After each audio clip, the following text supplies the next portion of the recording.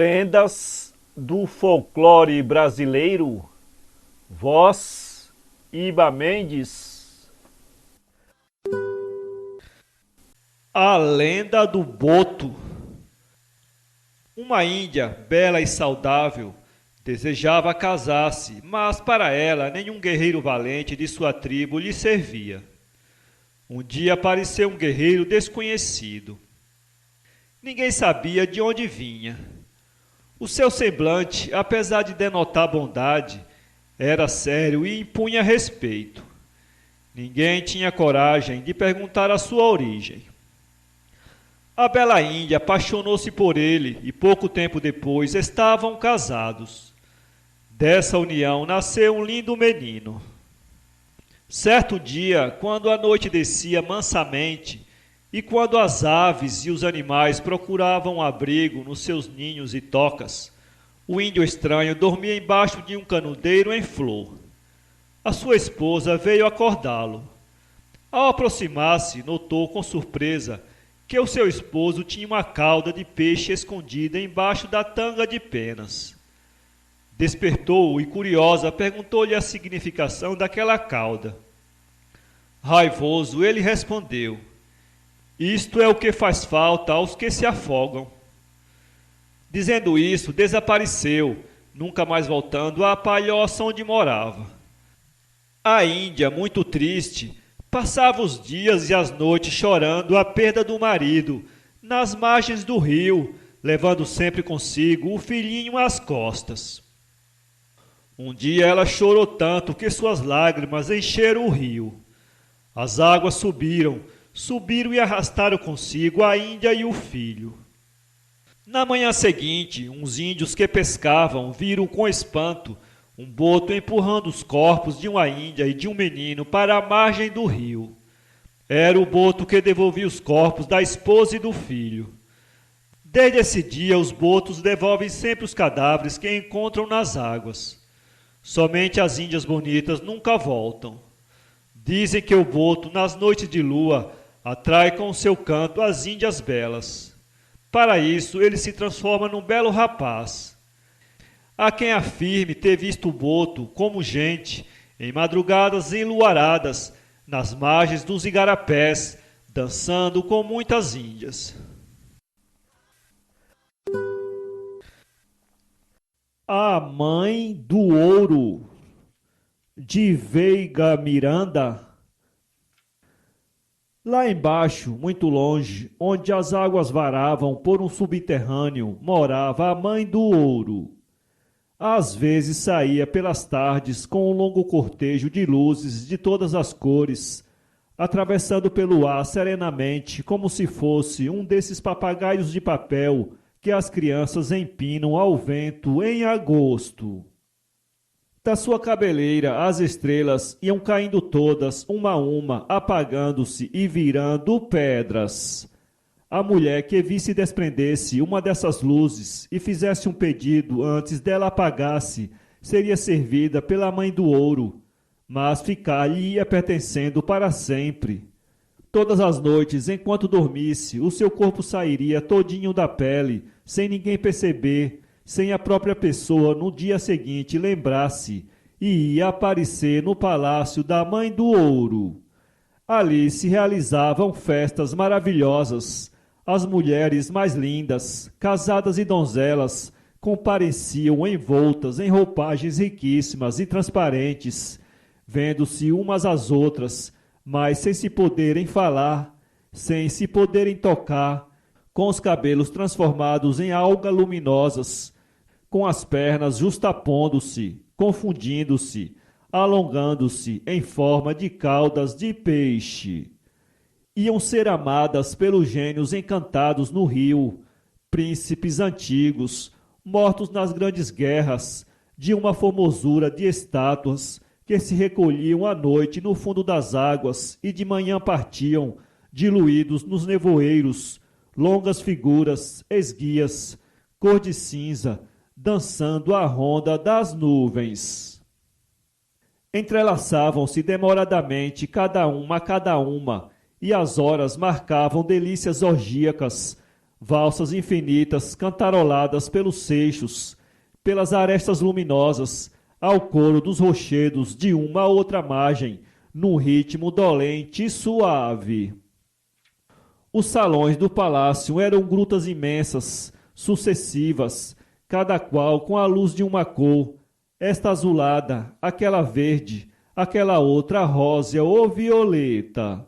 As águas formavam coxins, tapeçarias, leitos macios, condensando-se, colorindo-se, repregando-se em planejamentos amoráveis e discretos, e pelos recantos os pares se dissimulavam, zumbia a colmeia dos beijos, soluçavam as carícias nupciais, ardentes, de intermináveis desejos. A Mãe da Lua, de Inácio Raposo. Mãe da Lua, a que muitos chamam de Urutau, é uma ave sinistra que, ao nascer da lua, solta gritos irritantes. Antes de ser ave, era uma moça feia, alta, magra, esquelética, com os olhos vermelhos e o nariz comprido demais. Pelava-se por casar.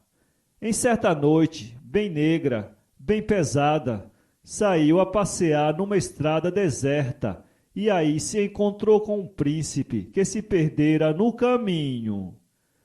Mãe da Lua, que era muito gentil, ofereceu-se para guiá-lo. O príncipe aceitou o oferecimento e lá se foram os dois pela estrada, namoricando no escuro. Aconteceu, porém, que o moço lhe falasse em casamento. Mãe da Lua não se fez de rogada e assim ficariam noivos de repente. Mas eis que, radiosa, surge a lua no espaço. O príncipe, aterrado com a fealdade da sua noiva, tratou de pôr-se ao fresco, dizendo apressadamente: "Espere-me, senhora minha, que eu vou ali e já volto." Mal pronunciara esta última palavra, desapareceu de súbito, deixando a pobre moça a ver navios. Mãe da Lua esperou por muito tempo e desesperou por fim. Nisso passou uma feiticeira conhecida sua. "Olá, minha comadre, você não viu por aí um príncipe bonito e louro que vai casar-se comigo?" "Casar contigo? Não me parece negócio. És muito boazinha, mas a cara não te ajuda." "Ora, não me diga isso, comadre. Tivesse eu uma asa que voaria atrás do meu noivo." "Ah, queres umas asas?" "Como não? Se as pilhasse, sentir-me-ia feliz, mas muito feliz." "Pois faço-te à vontade." E estendeu a mão sobre a cabeça da Mãe da Lua, que imediatamente se transformou numa ave e disparou a voar pelo firmamento. Desapareceu a bruxa e a Mãe da Lua, coitada, vagou noite inteira sem resultado algum.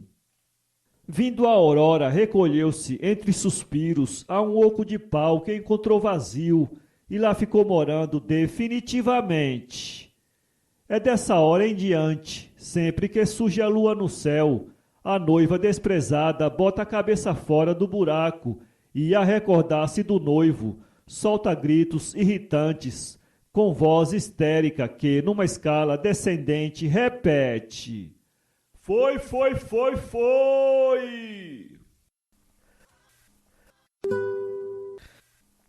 Mãe d'Água. Conto popular brasileiro. Era um homem muito pobre que tinha sua plantação de favas na beira do rio. Porém, quando elas estavam boas para colher, não apanhava uma só, porque da noite para o dia desapareciam. Afinal, cansado de trabalhar para os outros comerem, tomou a resolução de espiar quem era que lhe furtava as favas. Um dia estava à espreita quando viu uma moça bonita como os amores, no meio de um faval, abaixo e acima, colhendo as favas todas. Foi bem sutil, bem devagarinho, e agarrou-a, dizendo: Ah, é você quem vem aqui apanhar minhas favas?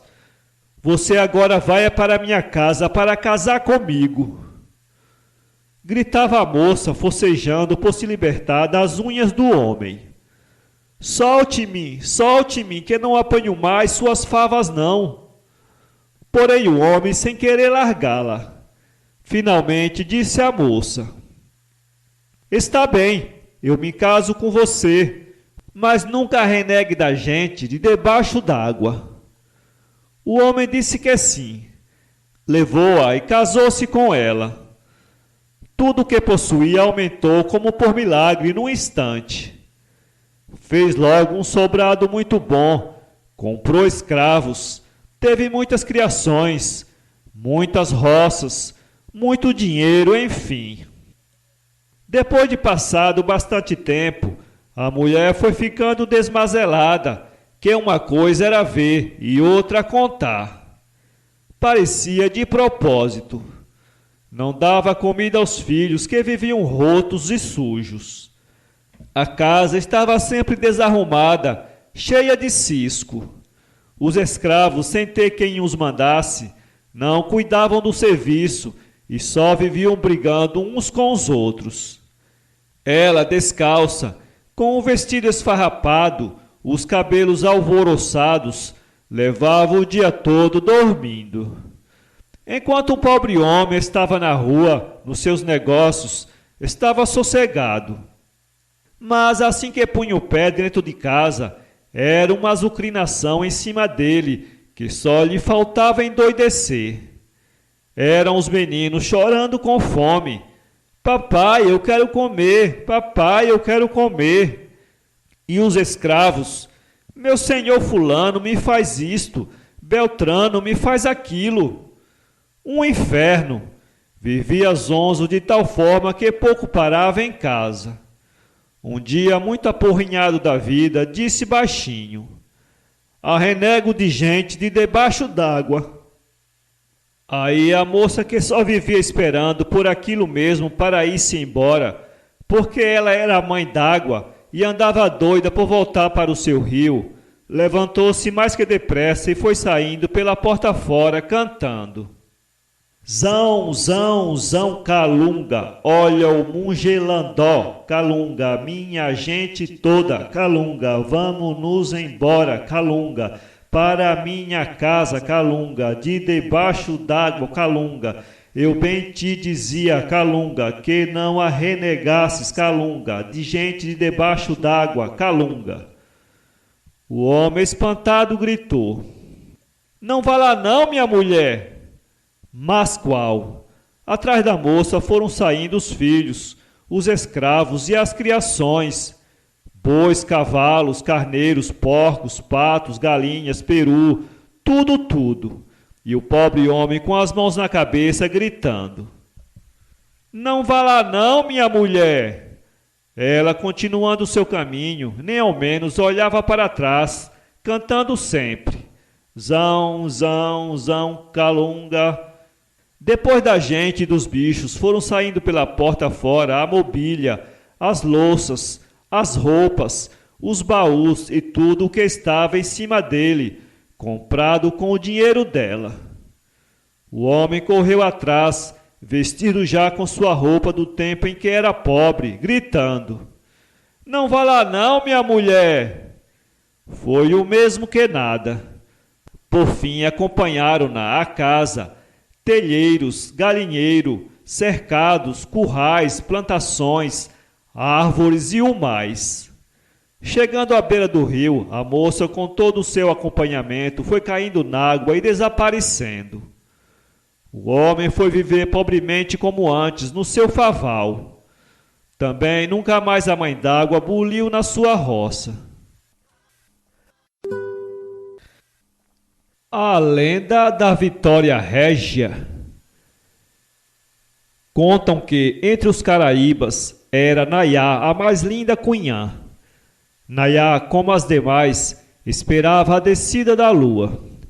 Certa noite, de um lugar entontecedor, Nayá acordou na sua rede branca de tucum. O luar aclarava toda a taba, como um dia. Fascinada, Nayá soltou da rede e encaminhou-se para perto do lago, onde as águas tinham um brilho de prata. Chegando lá, viu refletido nas águas o disco branco da lua, tão belo, tão cheio, tão fascinante, que a Cunhã se sentiu atraída. Crendo ser chamada pela deusa, Nayá não hesitou.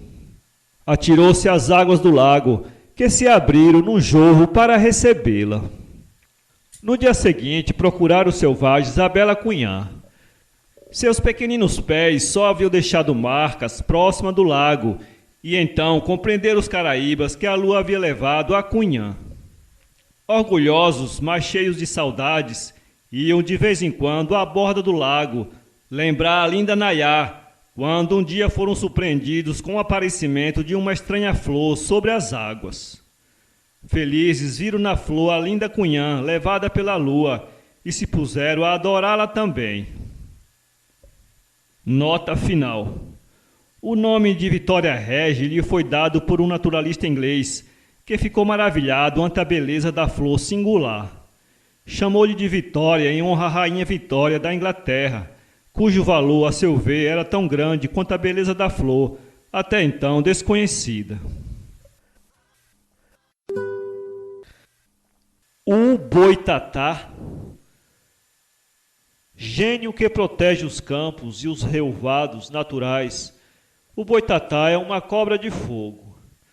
Aqueles que destroem ou incendeiam as campinas verdejantes são por ele castigados. O boitatá os mata pelo medo ou pelo fogo. Geralmente aparece à noite, sob a forma de uma grande serpente, com os olhos enormes e rutilantes, como se fossem 2 faróis acesos. Dizem que às vezes ela surge também sob a forma de um touro gigantesco, com um só olho cintilante na testa. Conta a lenda que, antigamente, o boitatá vivia sossegadamente, dormindo na sua cova. O lugar era escuro e para ver alguma coisa abria sempre os olhos, mais e mais, ficando com eles imensos. Um dia caiu um dilúvio sobre a terra. Todos os animais correram para a montanha, até o boitatá teve que abandonar sua cova na planície. Como estava com fome, devorou todos os bichos que ali se encontravam. Matava-os e comia somente os olhos de cada um.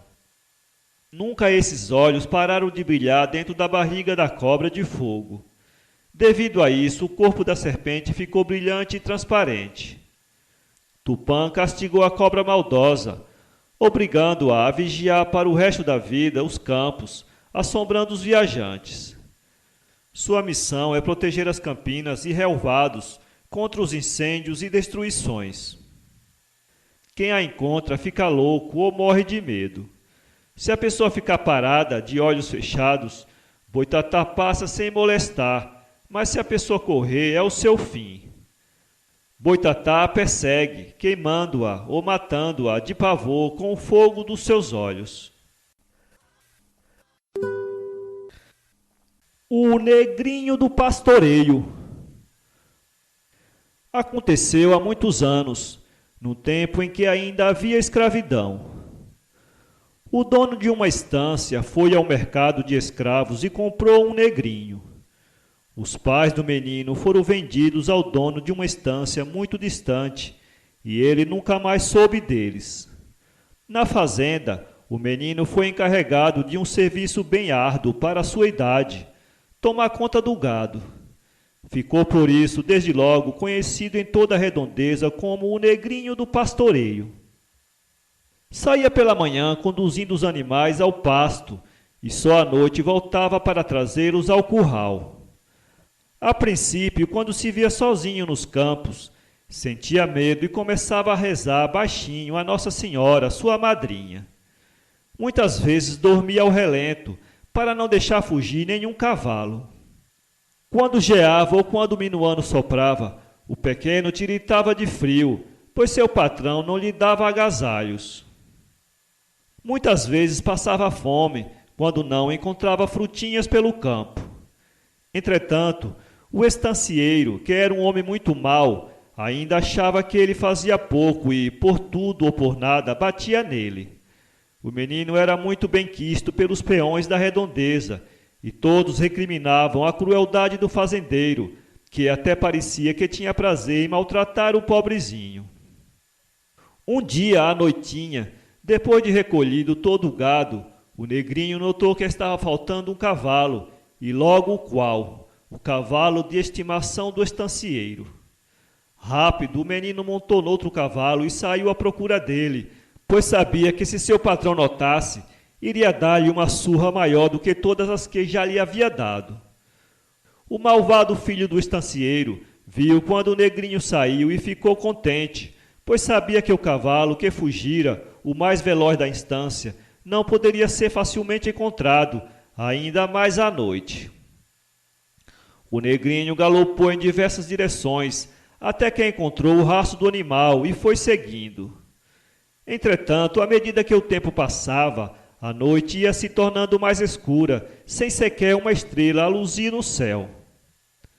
A escuridão já era tanta que não podia mais seguir o rastro. Olhou então em redor e verificou que não podia avistar nada, nem mesmo o vulto da casa da estância. Estava, pois, perdido na imensidade do pampa, sem saber nem como voltar. Desesperado, desatou a chorar. Lembrou-se, porém, de Nossa Senhora e gritou: "Valei-me, minha madrinha!" Nossa Senhora apareceu e mostrou-lhe o caminho para encontrar o cavalo perdido. Ensinou-lhe também o caminho para voltar à estância. Era já quase madrugada, quando o negrinho voltou com o cavalo e o trancou no curral e foi dormir, pois estava cansado de galopar a noite toda. Vendo que ele havia encontrado o cavalo, o filho do patrão foi ao curral e abriu a porteira, enxotando-o novamente para o campo. Quando o estancieiro soube da fuga do cavalo, não quis aceitar as explicações do menino e deu-lhe uma tremenda surra de chicote e mandou atirá-lo, já meio morto, em cima de um formigueiro de saúvas. No outro dia, pela madrugada, quando o estancieiro voltava de um baile, ao passar pelo formigueiro, começou a se lembrar do negrinho e a tremer de remorso. Viu então o negrinho sair de dentro do formigueiro, montado num cavalo preto. O perverso fugiu apavorado e nunca mais teve paz em sua vida. Ainda hoje há quem, ao ver um vulto galopar ao longe, diga que é a alma do negrinho do pastoreio, que anda pelos pampas protegendo as crianças boazinhas que não maltratam os animais. Zumbi dos Palmares. Dentre os muitos quilombos de que há memória desde os tempos mais remotos da escravidão no Brasil, foi o mais célebre o de Palmares, em Pernambuco. Por um lado, o sentimento guerreiro desenvolvido nos escravos pelos senhores, que os armavam em defesa da propriedade e da vida contra o holandês invasor. Por outro lado, o incentivo forte da ideia de liberdade fizeram que, em 1630, 40 negros de Guiné, cativos em Porto Calvo, desertassem das fazendas, internando-se nas matas onde se fortificaram. Sozinhos na selva brava, soltos livremente como nas brenhas natais, começavam a viver na mais absoluta independência, sem lei nem senhor. Nas horas mais altas da noite, desciam aos campos e levavam a abundantíssima colheita, ou em magotes, invadiam as fazendas, saqueavam-nas, e por felizes podiam dar-se os fazendeiros, quando escapavam às mãos dos quilombolas ousados. Diariamente chegavam escravos ao quilombo, alguns feridos, outros algemados, e em pouco tempo atingiu a mais de 20.000 o número dos mocambeiros. Foi eleito um chefe, Zumbi. Apareceram leis, e o Omísio tornou-se uma república. A pouco e pouco, abandonando o sistema dos roubos, tornam-se agricultores, semeavam e colhiam, entretendo o comércio. E os fazendeiros dos arredores porque não podiam resistir aos homens da colônia negra, entenderam que era melhor tratar com eles como de iguais para iguais, vendendo-lhes fazenda e armas.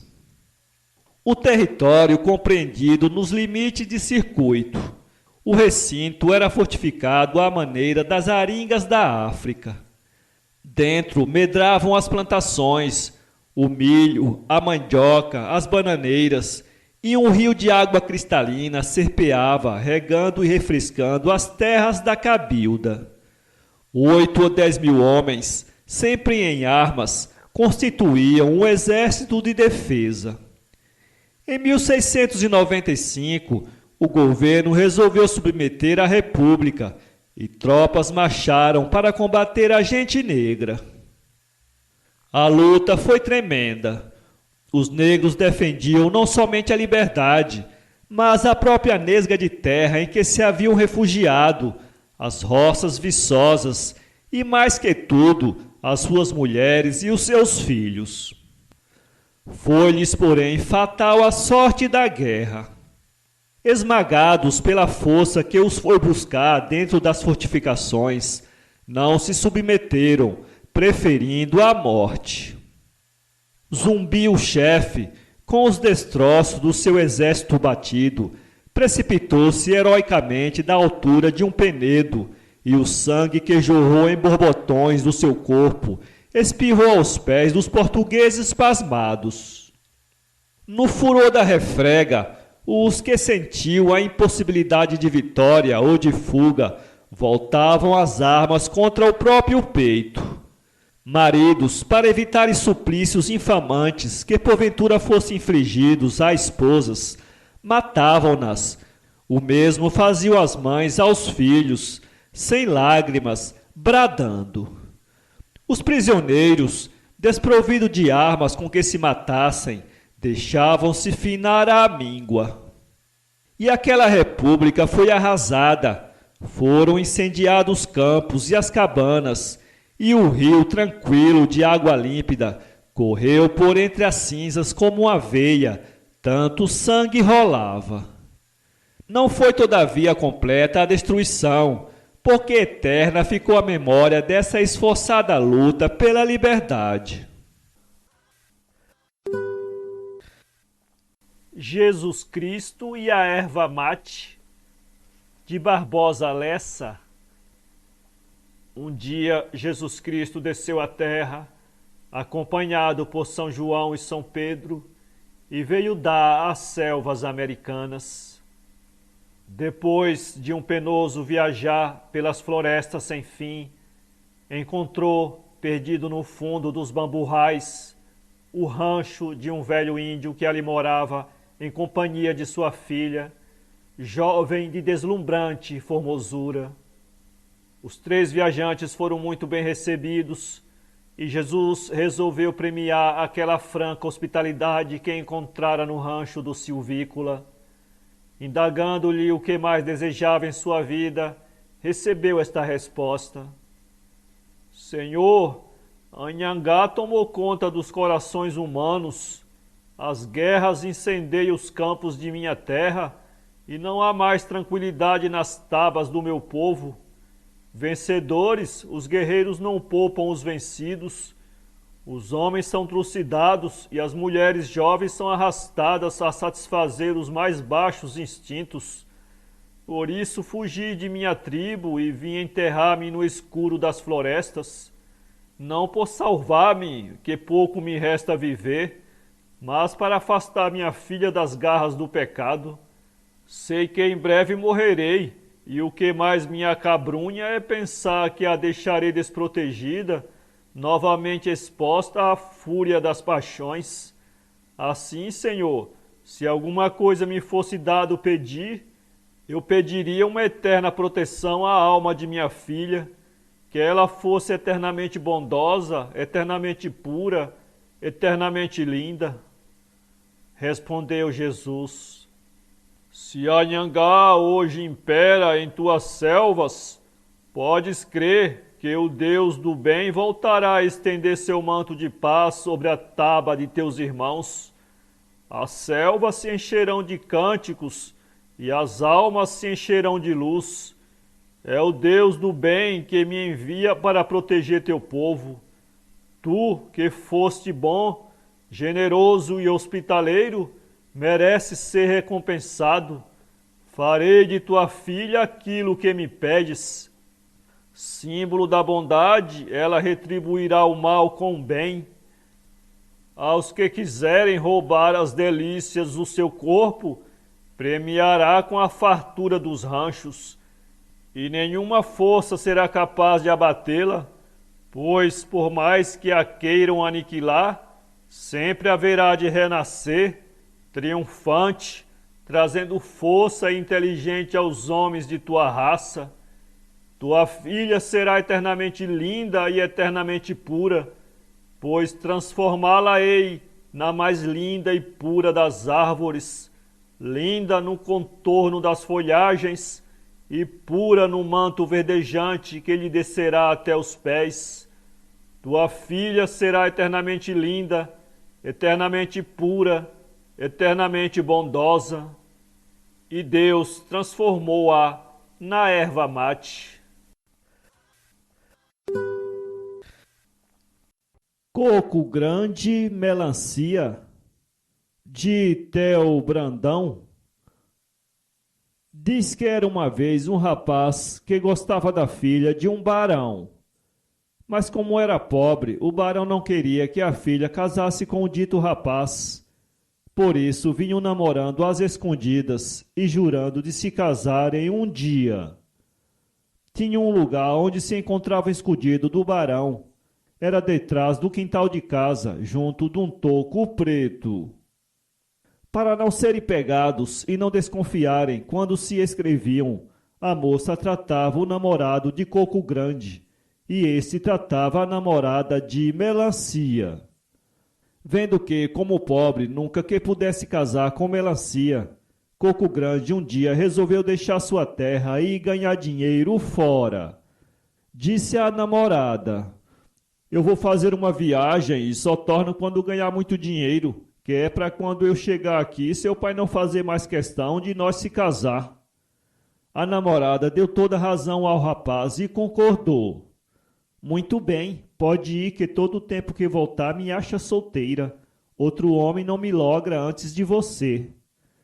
E, como prova de sua palavra, deu ao moço um lenço com o seu nome bordado.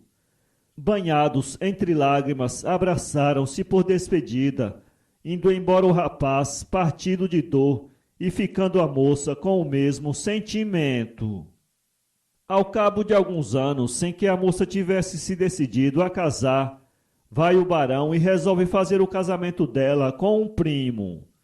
Ela protestou que não queria, que não gostava do primo, mas não teve jeito. O pai a obrigou a aceitar o casamento, por bem ou por mal. Mas se deu que o namorado, na viagem de muitos anos, ganhou muito dinheiro, ficou rico, e então determinou voltar para sua terra para se casar com a namorada. Comprou uma boiada de 100 reses e tocou para sua terra, levando em sua companhia um caboclo de fiança. Chegando perto da cidade, uma légua mais ou menos, parou para saber o que havia de novidade. Pediu rancho numa casa e ali perguntou o que havia de novo. Disse o dono da casa: a novidade que há é a filha do barão que vai se casar amanhã com o primo, e por isso a cidade está em festa esperando o noivo que chega hoje. Nisso o rapaz botou a cabeça entre as pernas e não disse mais uma só palavra. Ficou pelos cantos, dando suspiros e ais. Aí o caboclo, que viu aquilo, começou a perguntar que desgosto era aquele. O rapaz, desconsolado, respondeu: não é nada, meu caboclo, tu não dá jeito não. Meu amo, tornou o caboclo, muita vez o caboclo dá jeito, diz sempre o que é. Mas o rapaz, sempre triste, sem querer dizer, afinal, por muita insistência do caboclo, ele contou toda a história desde o princípio até ali. Quando acabou, o caboclo perguntou: pois, meu amo, pode ficar de coração alegre que o senhor se casa com a moça. Caboclo, disse o amo todo esperançado, se tu fizer isso, eu te dou o que me pedires. Tá feito, meu amo, mas como é que o senhor chamava ela quando era sua? Perguntou. Melancia. E como é que ela chamava o senhor? Coco Grande. E onde era que meu amo conversava com ela? No toco preto. Pronto, disse o caboclo. Pode selar o cavalo e vá para o toco preto que a moça chega já. O caboclo pediu ao amo o lenço que a moça lhe dera quando se despediu para viajar, preparou seu matulão e sua guiada e saiu aboiando para a cidade. Nesse tempo, os caboclos eram muito procurados para dizer loas nas festas de casamento. Quando o caboclo foi chegando na casa da noiva, foram logo se encontrar com ele com um copo de vinho e pediram logo ao caboclo para dizer uma loa. O caboclo bebeu um trago e não fez de rogado. Disse: vindo eu do Paraguai, de terra de tanta guerra, batam palma e digam viva, Coco Grande tá na terra. Todo mundo bateu palmas e deu vivas ao caboclo. Muito bem, caboclo, muito bem, diga outra loa. O caboclo emborcou outro copo de vinho e disse: meu amo vem andando e a boiada vem rolando. Melancia Coco Grande tá no toco preto esperando. Muito bem, caboclo, está ótimo, disseram todos, satisfeitos com os repentes do caboclo. Diga mais outra, tornaram a insistir. Nisso a moça ficou com uma orelha em pé, conheceu que aquilo era com ela e ficou sem achar canto na sala. O caboclo, percebendo que a moça começara a entender o que ele dizia nas loas, continuou. Ó, que moça tão bonita, não se lembra do passado. Melancia Coco Grande mandou-te muito recado. Houve ainda mais vivas e palmas. Aí o caboclo fez menção de se retirar, mas na saída sacudiu o lenço do patrão no colo da moça e, por despedida, soltou outra loa. Menina entre as meninas, eu não sei delas qual é. Meu recado já está dado, responda lá como quiser. E nisso foi embora. Todos ficaram dizendo: mas que caboclo danado para glosar! Aí a moça pediu licença à madrinha para ir lá fora fazer uma precisão, mas saindo correu para o toco preto, no fundo do quintal. Lá se encontrou com o namorado, montou na garupa do cavalo e foram para a cidade vizinha. Chegando lá, o moço foi à casa do padre, comprou os banhos e no outro dia se casaram. Enquanto isso, o povo da festa, ainda hoje, que espera pela noiva. No outro dia, o caboclo chegou onde estava o amo. Este deu um abraço nele com muita alegria e perguntou ao caboclo quanto lhe devia pelo seu trabalho. Nada, meu amo, respondeu o caboclo. Só quero que me dê uma coisa. Diz logo o que é, caboclo. O que é que tu me pede que eu não te dou? Olhe, diz o caboclo, muita vez o meu amo não me dá. Dou, diz o amo. Pois então, meu amo, eu só quero é a tripa gaiteira do seu boi pintado. O amo riu muito com o pedido besta do caboclo, matou o boi, deu fato ao caboclo e foi viver feliz para o resto da vida com sua mulher.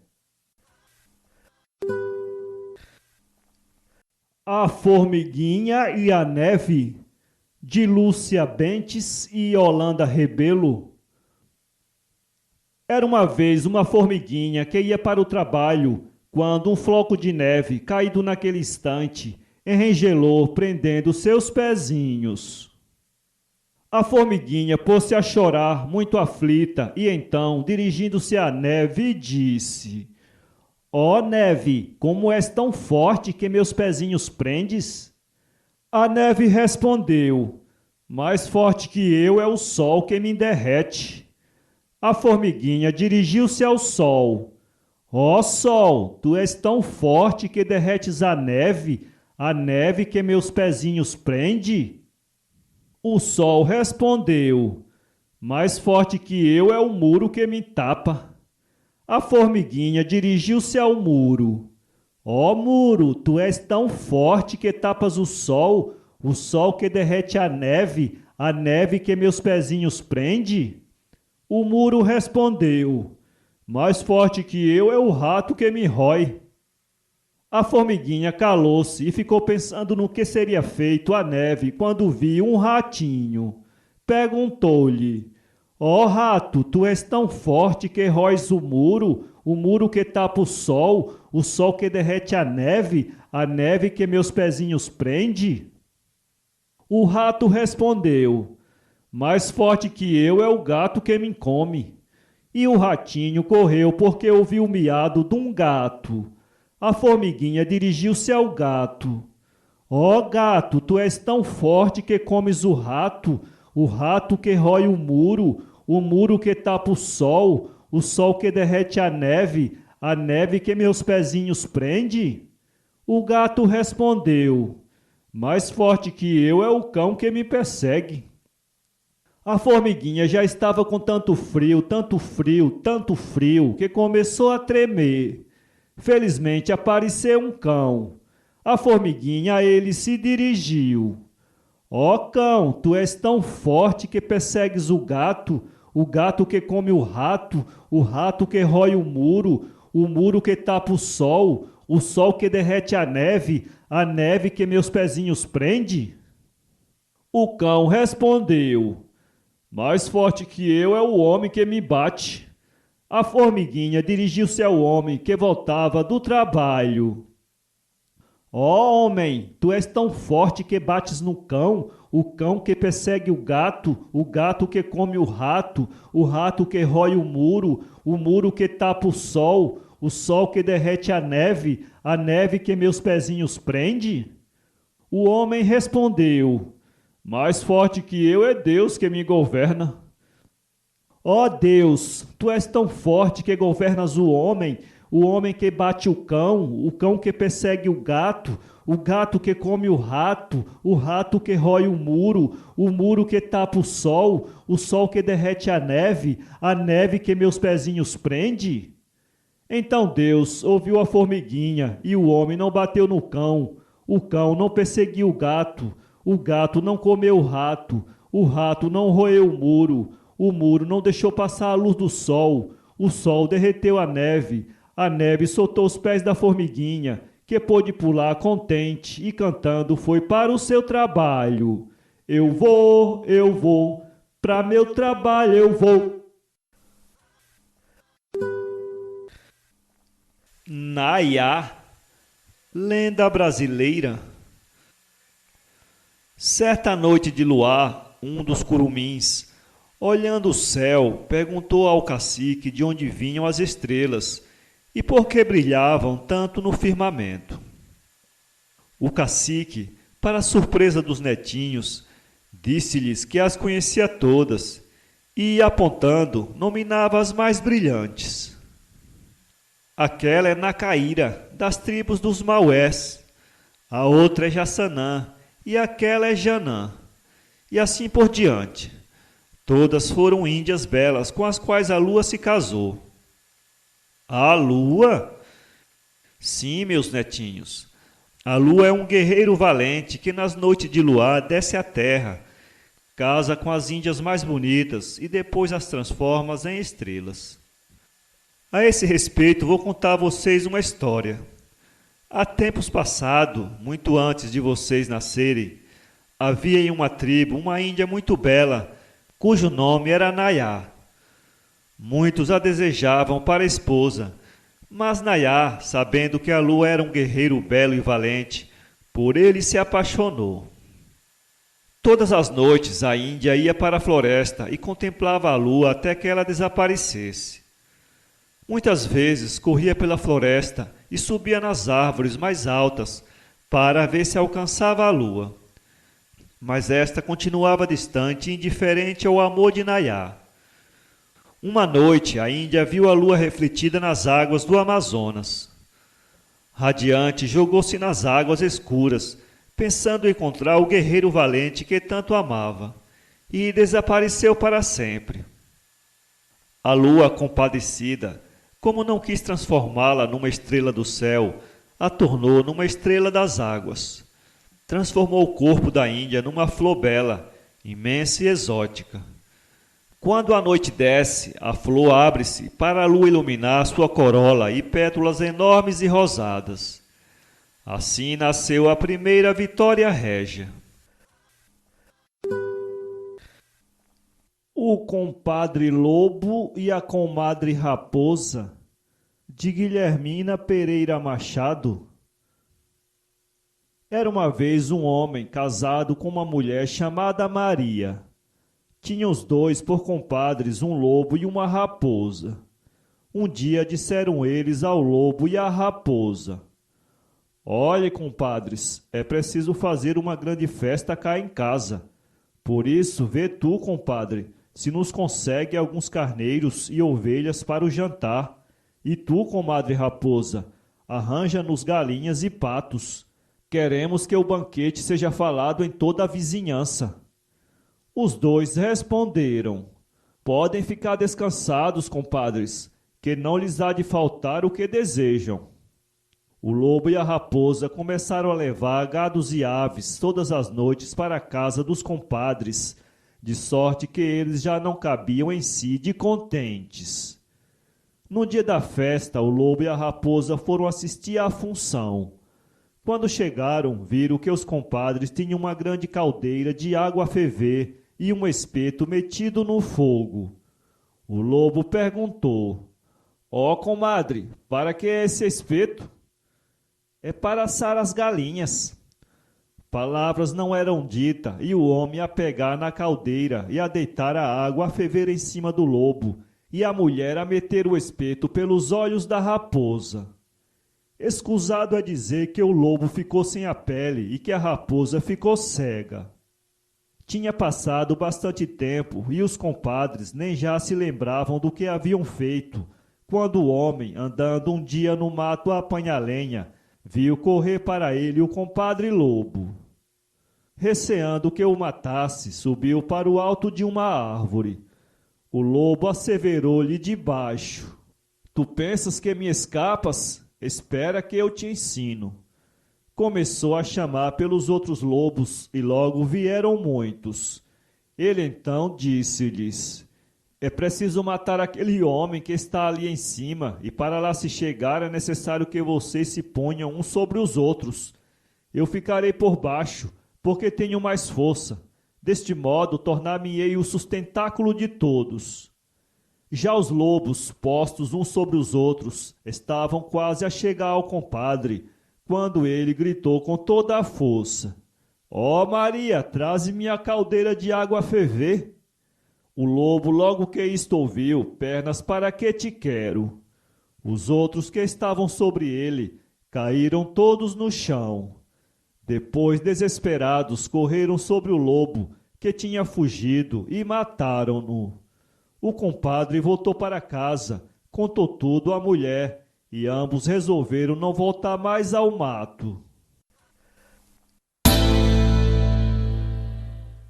Para ler esse livro, acesse www.poeteiro.com.